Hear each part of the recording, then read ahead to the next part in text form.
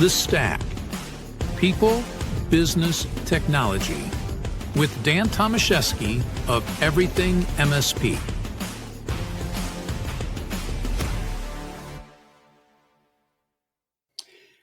Hello, everybody. Dan Tomaszewski here with Everything MSP. Welcome to another episode of The Stack, where we focus on people, business, and technology. In this week's episode, we're tackling one of the biggest challenges facing MSPs today, email security. More specifically, why it's time to rethink it entirely. We're joined by David Setzer, CEO of Mail Protector, someone who's spent a lot of time in the trenches with MSPs, helping them secure environments that are more complex and more targeted than ever before. Now, go ahead and bring David in here. We got David. Welcome, David. How are you doing today? Hey, Dan, good to be with you today. Thanks. Yeah, thanks for joining us. Of course, we've passed the unofficial mark of summer and warmer weather, and of course that means more IT conferences as well. I'm sure you guys are out and about and hitting the different events out there, aren't you? Yeah, it's a busy season for us. Anybody in the MSP space knows what the Yeah. event circuit looks like, which can get a little brutal sometimes. It actually sometimes calms down a little, kind of around mid-July-ish, unlike other folks. So anyway, good to be here in this. Yeah, excellent. And so let's dive in because we have a very exciting topic that we're talking about, and I say exciting because it's one of those things that it's all surrounding around cybersecurity that we know is a topic that's never going to go away, and we just can't walk away from it whatsoever, can we? Yeah, no, I mean it in this world we use these digital tools, and anytime something, I guess look back anywhere, anytime something's created for good, then some people are going to figure out how to use it for evil. And that's what we Right. see. We see tools that make us more productive and effective and efficient and move our world forward. But along the same lines, every one of them comes with a threat. And as we become more efficient and better and faster at doing things, it just means that the bad guys can do things better and faster as well. Then we have to respond to that. Absolutely. And so, as we get started here, one of the first questions I was thinking about, as is preparing for our discussion today is, why are so many MSPs still using outdated email security tools, and what is the risk associated with that? Yeah, no, that's a good starting point. And there's a lot of reasons behind it. I mean, one of them, you can go back and say, why are people still using AOL email addresses? Sure. But, Yeah. yeah, I still see AOL email addresses personally. We were at an event a year or two ago, and I still was doing a little survey, and there was somebody still using a GroupWise server. Oh, wow. Yeah, I know. Good old GroupWise. Haven't heard that name in a long time. Yeah.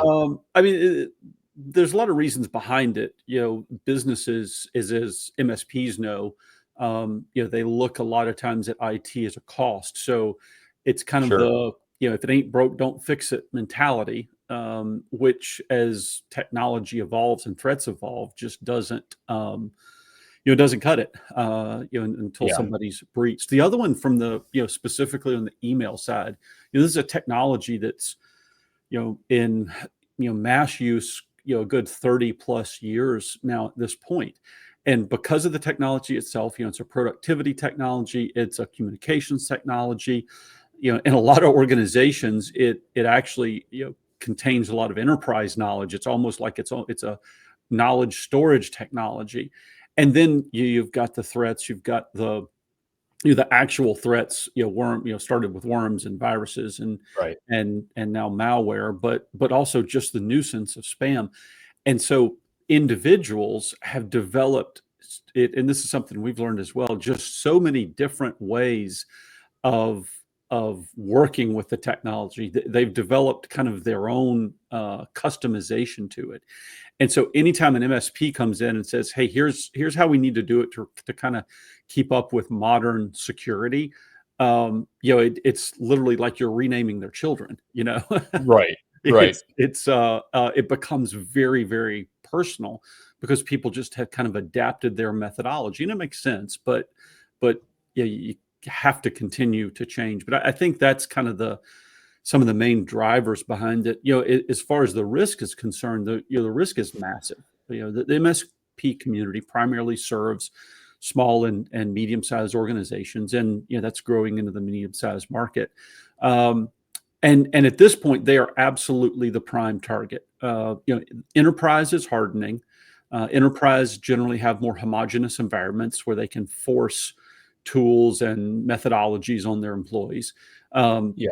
But the absolute target is the SMB space. Latest FBI data shows that ransomware payments are continuing to go up.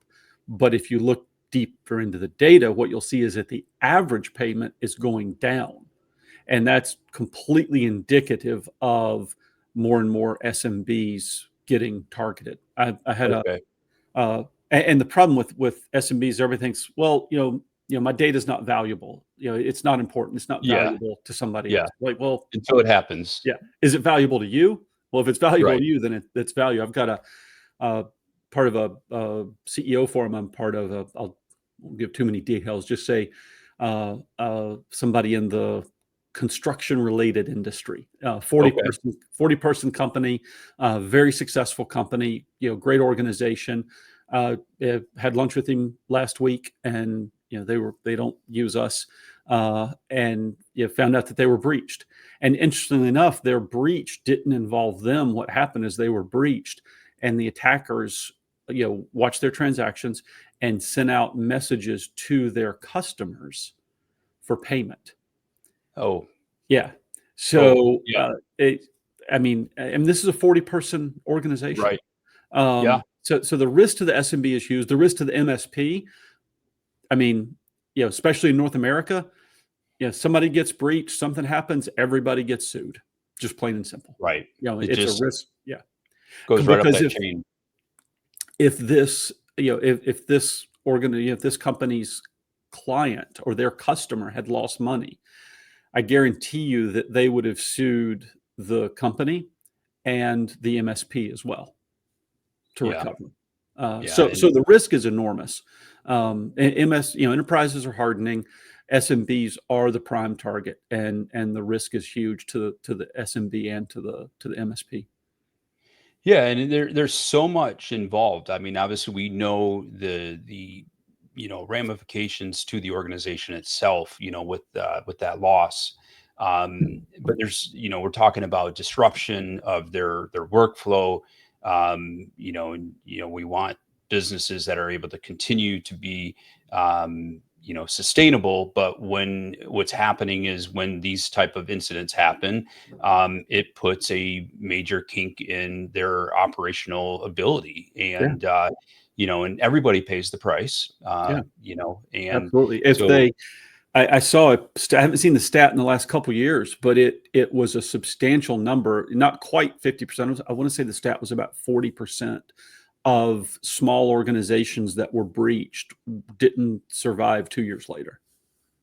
yeah, yeah, and let's face it, done right, done right the first time, right? Mhm. So we do know that email is still that top attack vector for these cyber attacks, and those legacy tools just aren't cutting it. And it's so critical that we're adjusting to the sophistication levels that bad actors are bringing out there. And easier we make it for ourselves, the easier we make it for our end users, the easier we're making it for the bad actors, right? And we have to continue to combat that. And there is a continuous focus that needs to be put on it. And lacking in that means that we are just being proactive. I'm sorry, we're not being proactive. We're being reactionary instead of putting that time into being proactive. And again, do it right the first time so that we can be ahead of the curve. And yeah, I don't know if there's any more you want to add to that, Yeah. but Now, no, I think you said a minute ago, kind of the vector. We're at I think it was the last year's Verizon report, 90+% of all cyber attacks involve or are initiated through email. You know, Yeah. maybe 10 years ago, that number was more like 50 or 60%. So it has actually only become more critical as it is not just the majority, but the absolute prime attack vector for all cyber attacks. What we're seeing now is that the attacks are a lot more sophisticated in the sense that it's not, before a simple virus or a simple, piece of ransomware that somebody clicks on. Right. Generally, it's some type of subterfuge that causes a user to breach a network. And like this, example I just gave, it was, that was not a ransomware. So, in that situation, ransomware could have run if they didn't have other protections, and they could have been extorted, for the payment.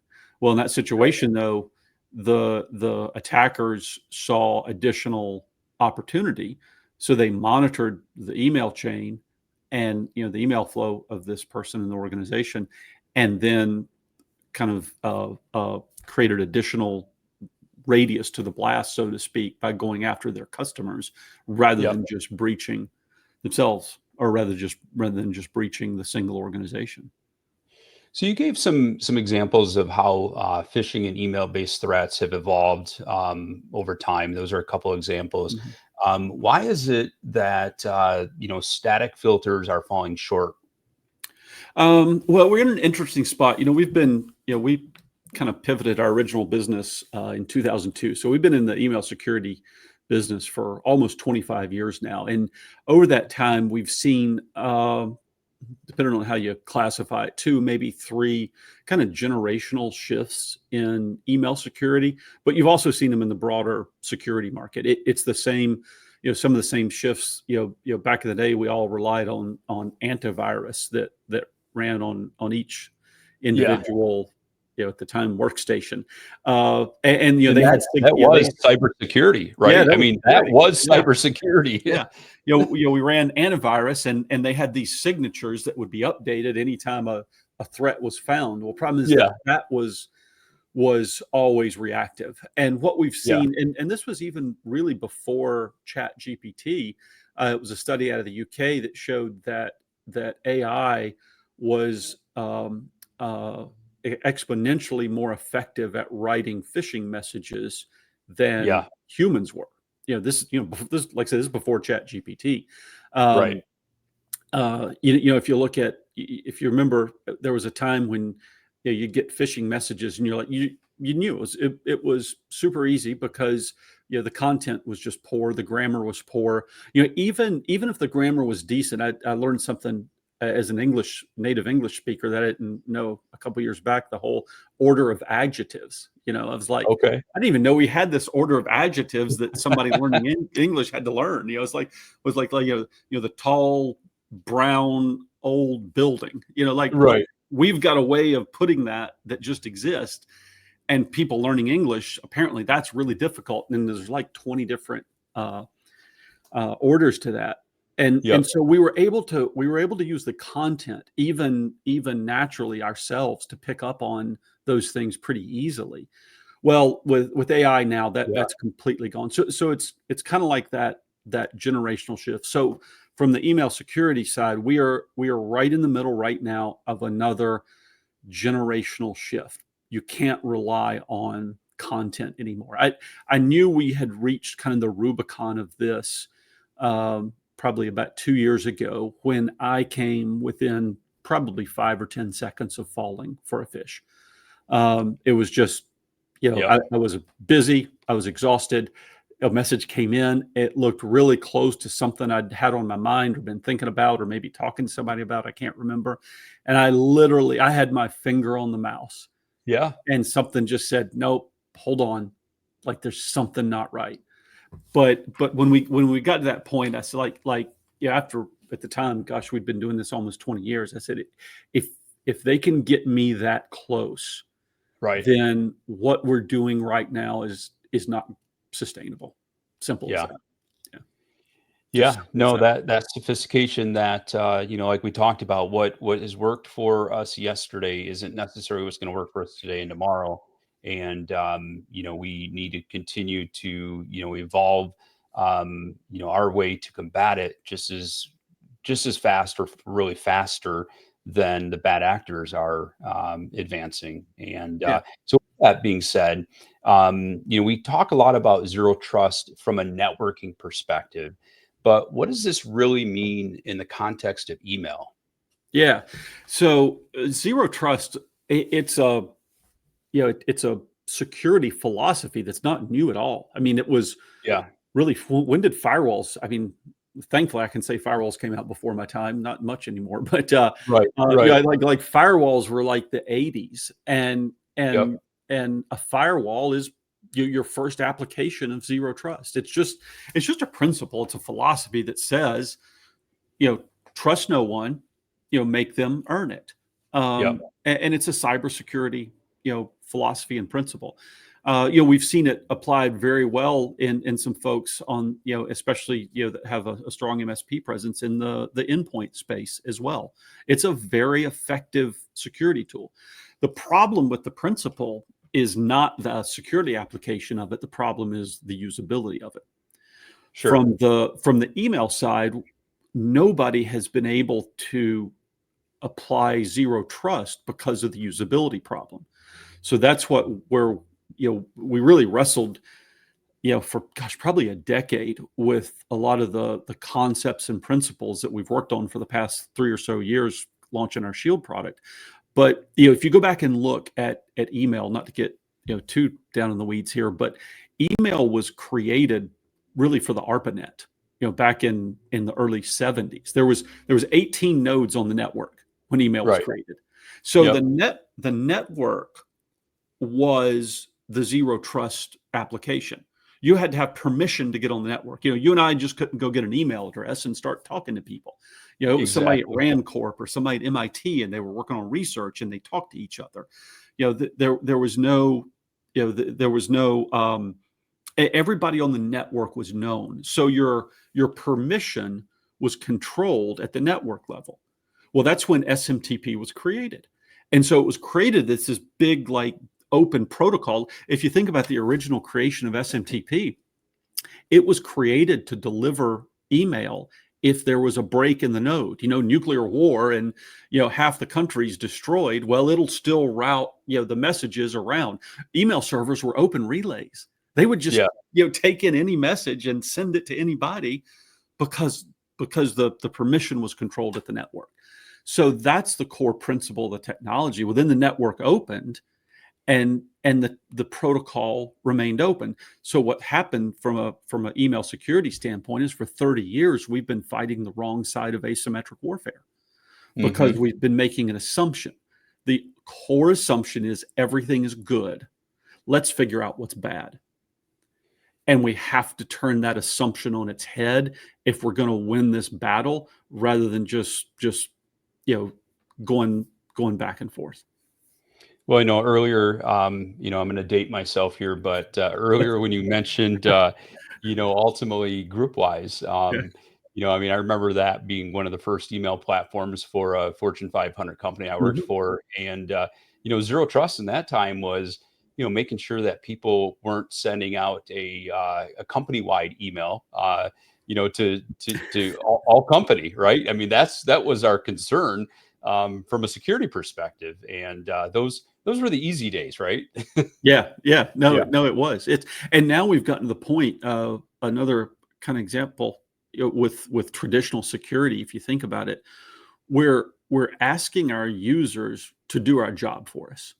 When Right. you look at the banners and the messages, don't click on this unless you know it's safe. I'm like, well, how do they know it's safe? Like we're the Yeah. security professionals. We're the ones supposed to be telling them whether it's safe or not. And that's just legal CYA, to be honest. Simple as that. Yeah. My oldest daughter, she's an NP at the local hospital system. She's been in for a few years, and they get these messages and report phishing, and she's like, anything I don't like, I just report phishing. I'm like, thank you. Like, that just doesn't make those jobs easier. But Right. if you think about it, it's like, do we want our medical professionals figuring out if a message is phishing and reporting it, or do we want them saving lives? Right. That's when, we, I've been in this business for, like I say, a long time. And we said, this is broken. Like, this is not sustainable. We can't keep going down this path. Yep. So let's talk about operations, from a, real world impact on poor email security, and the impact on an MSP's day-to-day operations, on their service teams, client satisfaction. You know, let's just talk about that impact. What Yeah. are some things that you want to address there? Well, I mean, it's easy. If email is 90% of your attack vector, Yeah. then if you don't get that part of your security stack right, you're always playing catch up. You'll always be behind the game. And then one of the challenges is in trying to get it right, we end up, what we're just talking about with the users having to decide whether messages are good or not, false positives ending up, because there's this balance that this, I guess, needle that everybody's trying to thread of, all right, I can't let these dangerous messages into the inbox, or my customer's breached. But man, if their contract renewal or their purchase order shows up in the junk folder that nobody sees, well, then they're gonna be just as mad at me as the MSP Right. on both sides of that equation. And what that means, from an impact perspective to the partner, basically is, it's just margin. It's cost and margin. Yep. It's more tickets. It's more tech time.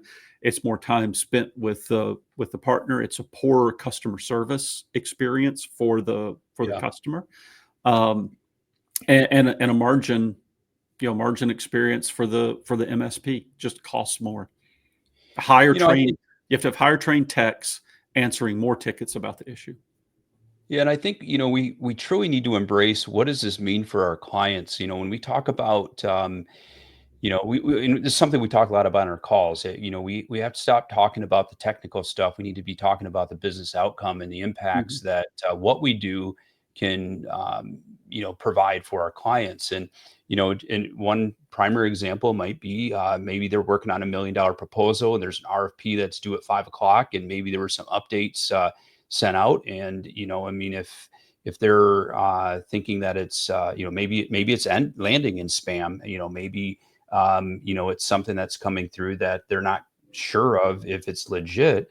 Those are the impacts that it could have. I mean, there's so many different, type of scenarios like that. And I think, it's an educational thing to the end users, but it's also a huge educational component to MSPs, truly understanding what this is, because it's so much more than just email security. I mean, Yeah, it's, absolutely.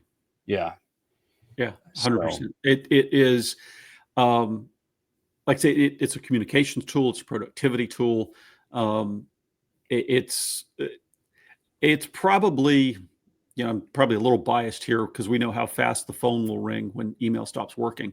But yeah, probably yeah, the most or user centric,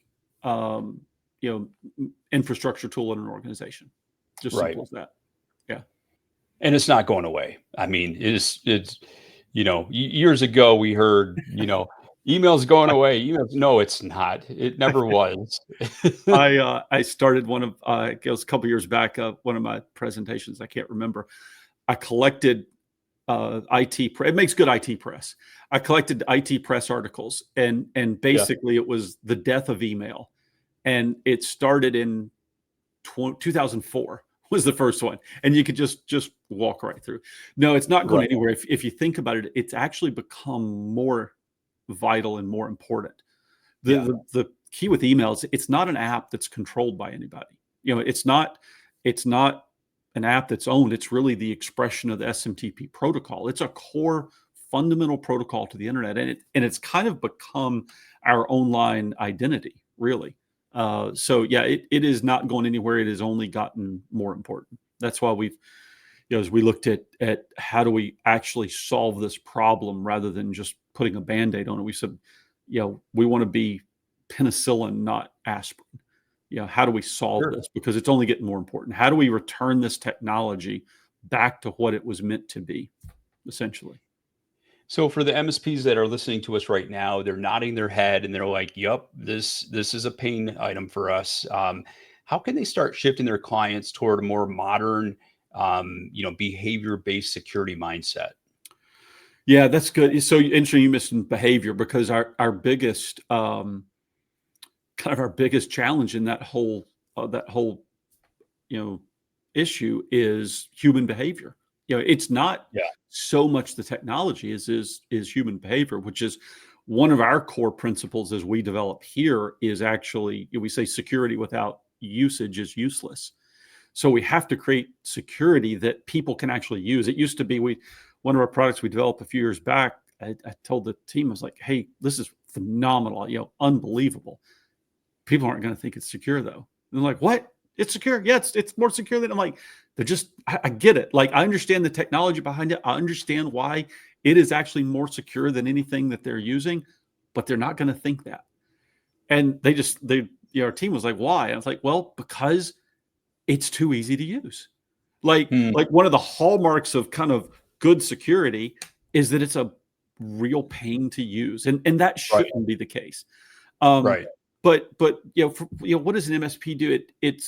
I'll say it's easy to say this. I understand that. It's much harder to do it, but I think it's what you have to do, and you have to be the expert.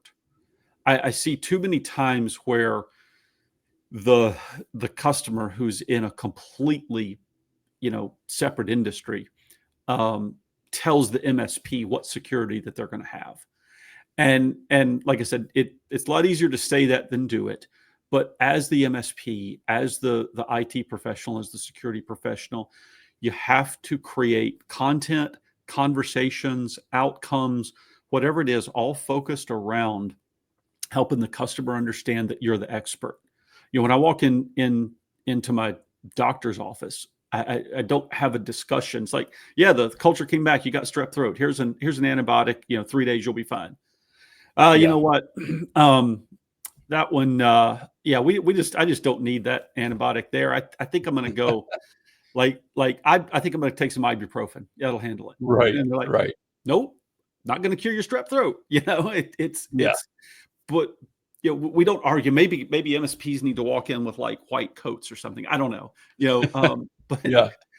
but be the expert. What are you doing QBRs with your customers, looking at business outcomes? One thing, your principle that we believe is very real and valid is, "What have you done for me lately?" We try to provide our partners with data that shows what we're doing. It's one of the challenges in the whole IT space, much less security, is when it works really well, nobody notices. So you Right. have to Yeah. do that in your QBRs, prove what you're doing, train your customers. A lot of people, we kind of trash on FUD because Hmm. a lot of folks have used it, maybe not in the most noble of ways, to I agree. sell solutions. But is it irrational fear when there really is a dragon around the corner? You know, Yeah. it's Yeah. it's not irrational. We put locks on our doors for a reasons. Our cars have locks for reasons. Um, Enterprises are hardening rapidly because they can just tell their users what to do. The challenge for the MSPs is we have to convince our users what to do. And I would say focus on that as your challenge in becoming the expert. And I think these conversations will go a lot easier. One tool I'll just give you that we're going to be, had some folks on our team that have been successful with it previously, and that we're going to be helping our partners with is basically an opt-out campaign, where we kind of say, and it was a panel at a big event I heard recently as well. Like, I'm I'm the professional. Here's the reasons you need this security. Here's what it's going to do for you. Here's why what's old is not going to work anymore. Here's the potential outcomes. Hmm. Here's the security that we're rolling out, and it's going to cost X. You'll see that in your next invoice. And if you want to opt out of that, just sign this liability release waiver. Yeah.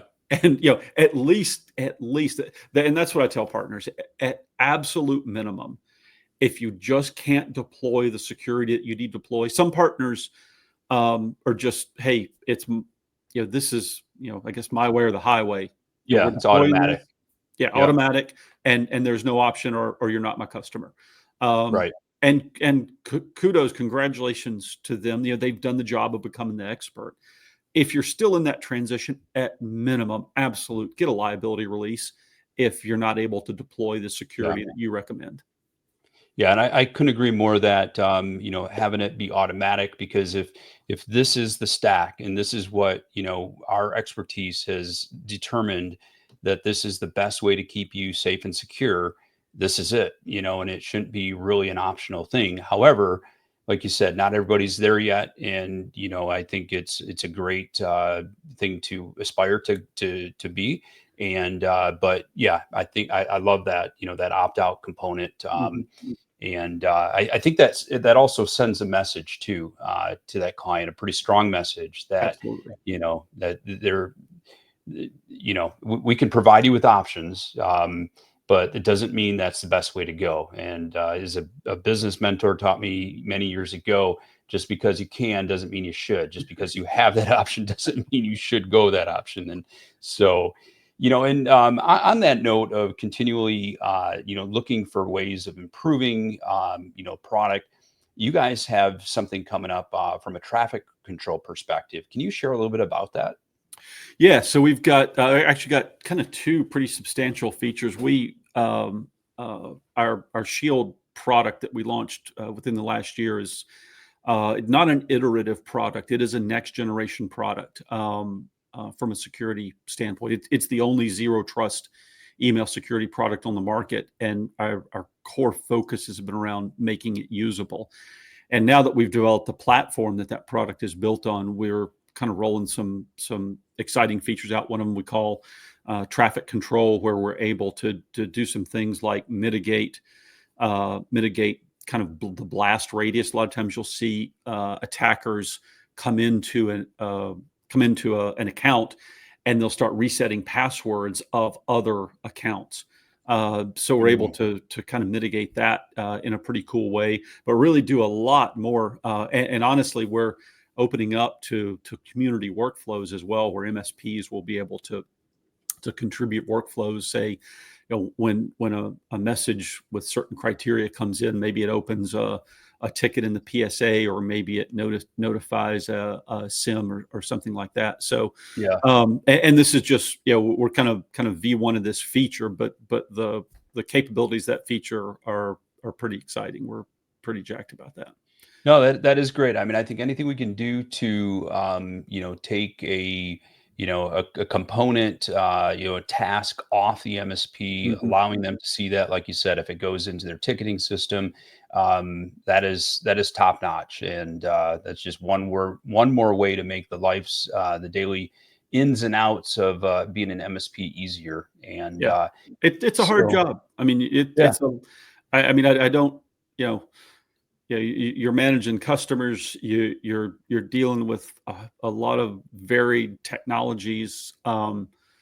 Yeah, so making the daily life of the partner is, it's big for us as a partner only company, but yeah, yeah. it's not an easy job.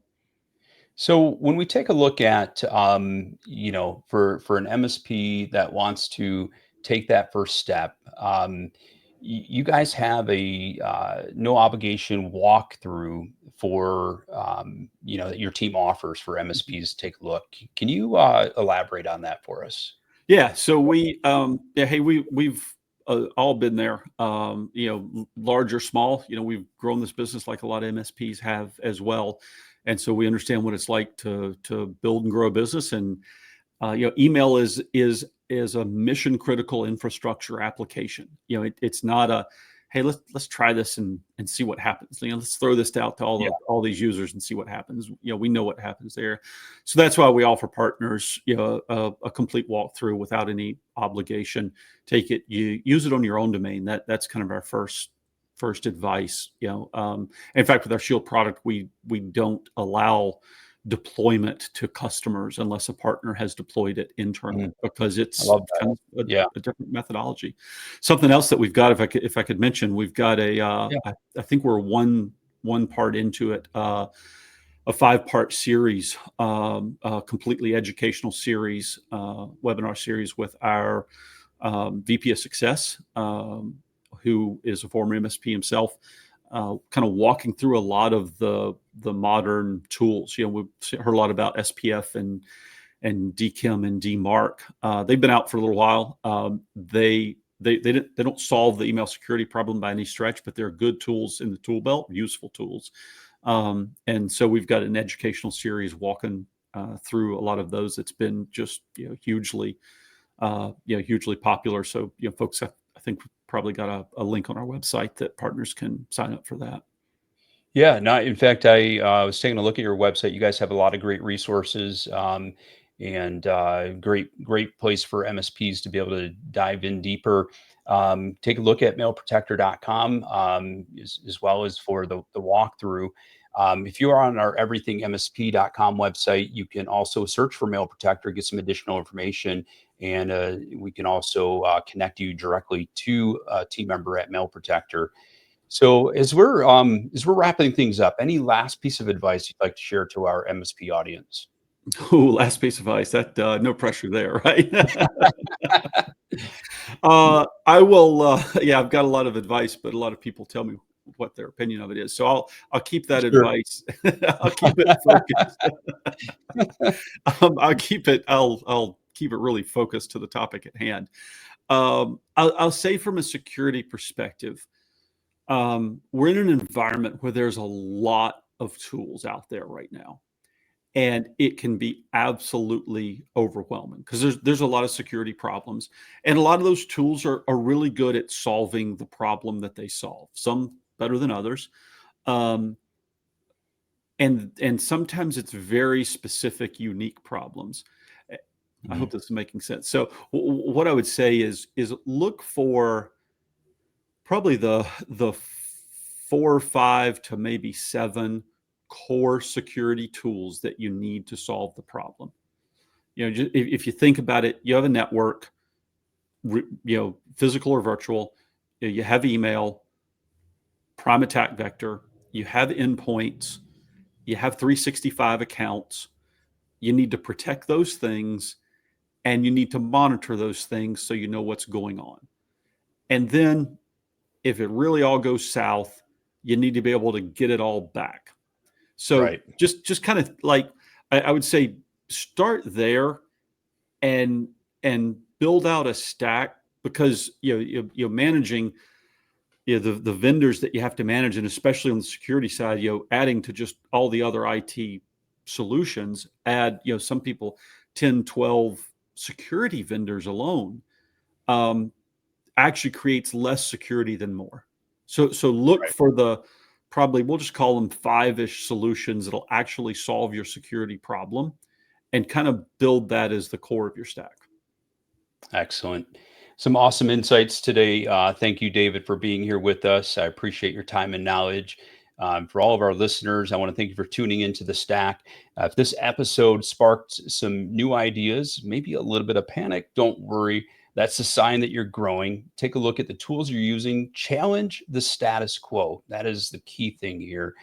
Start shifting your stack in a direction that protects your clients and your team. And with that being said, everybody, I want to thank you for your time. Until next time, we'll talk to you soon. Take care. Thanks, Dan. Thank you.